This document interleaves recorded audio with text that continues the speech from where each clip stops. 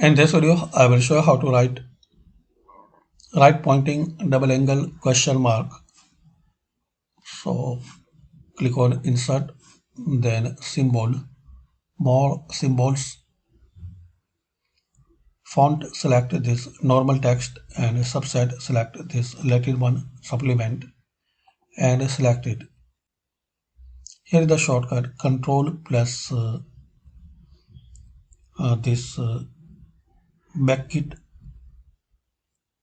on your keyboard or shift plus this less than, so you can write this symbol. Thanks for watching.